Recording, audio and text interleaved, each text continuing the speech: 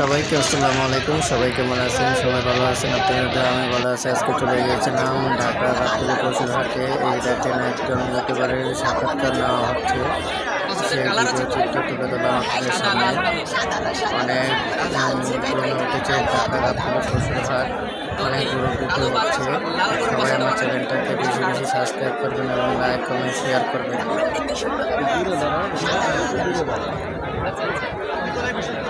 এই কোরবানি নিয়ে কোনো মেসেজ আছে কিনা ইদানিং দেখা যাচ্ছে মানে কিরকম একটু বেশি দামের কোরবানিটা অনেক সময় কিন্তু এটা এখানে প্রতি সাক্ষাৎকার নেওয়া হচ্ছে। সেও একজন ইউটিউবার, তার ভিডিও চিত্র তুলে ধরলাম আপনাদের সামনে। ঢাকা গাবতলী পশুর হাট। তো আপনি ঢাকায় কোরবানি দিচ্ছেন? আচ্ছা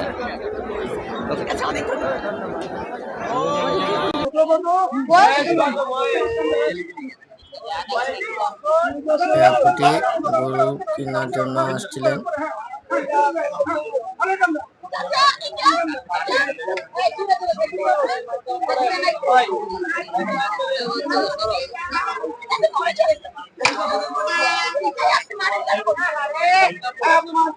এখানে আপুটি সাথে সাক্ষাৎকার নেওয়ার জন্য কত মানুষ জড়ো হয়ে গেছে ঢাকা গাবতলী পশুর হাট হাসিলগড়ের সামনে।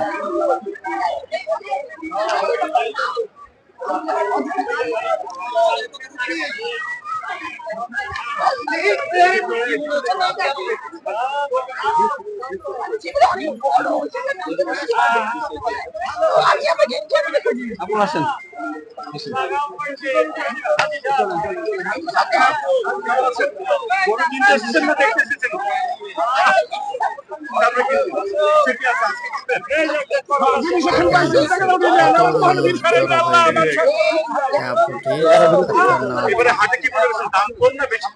আপুকে দেখার জন্য কত মানুষ চলে আসছে। জয় বাংলা। আমার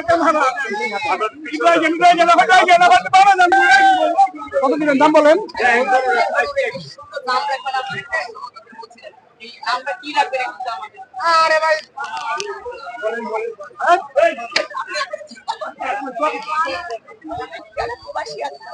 দর্শক, ভিডিওটি একটু বড় হতে পারে, আপনাদের কাছে আমি ক্ষমা দৃষ্টি চেয়ে নিচ্ছি।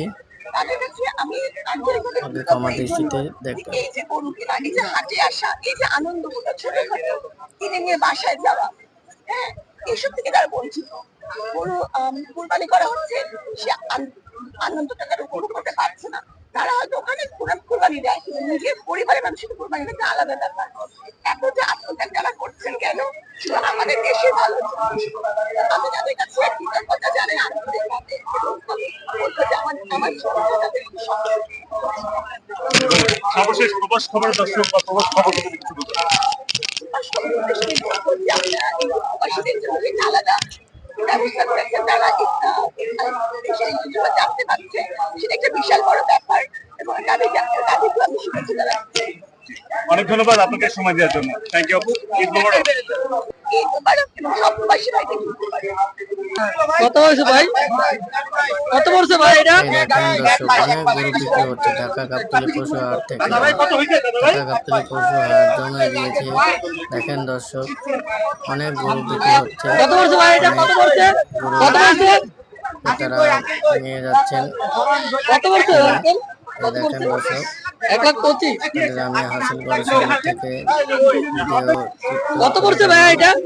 দেখেন অনেক গরু বিক্রি হয়ে গেছে ঢাকা গাবতলী পশুর হাট। 2,30,000।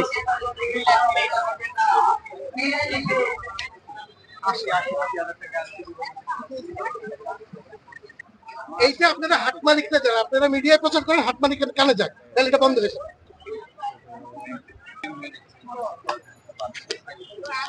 আগে আমরা যেটা দেখতাম একটা ফ্যামিলি বা একটা বাড়ি একা আগে গরুর দাম কম ছিল, একা একটা গরু কয়েক ঘন্টা পাচ্ছে সবকিছু মিলিয়ে। এখন দেখেন শেয়ারে গরু কুরবানি দেওয়া মানুষের, এইটা আপনার কি মনে হয়? মানুষের ইনকাম নেই, ইনকাম তো বাড়েনি, মানুষের ইনকাম বাড়েনি, মানুষ এখন আসলে পসিবল না একটা গরু একা কিনে আর আগের মতো এরকম গরু পাওয়া যায় না। এখন গরু সবাই খামারে বড় করে ওষুধ মেডিসিন দিয়ে বড় বানায়। এই একটা গরু অনেক টাকা দাম। আসলে মানুষের এক শ্রেণীর মানুষের পক্ষে সম্ভব একটা গরু কিনে 12 লাখ 15 লাখ টাকায় কোরবানি করা, এটা খুবই কম। আমাদের যারা কোরবানি করার মতো আমাদের অ্যাবিলিটি আছে, তাদের ওইরকম একটা গরু কিনে কোরবানি করার অ্যাবিলিটি নেই। আসলে আমার না, এটা ম্যাক্সিমাম মানুষেরই। কারণ মূল অর্থ খুব কম সংখ্যক, মানে এক যেটাকে বলা হয় 5% মানুষের কাছে 95% মানুষের সম্পদ, মানে 95% সম্পদ, আর মানে 5% 95% মানুষের কাছে 5% সম্পদ। এখন এটা যে আমাদের পক্ষে অনেক বড় শেয়ারে গরু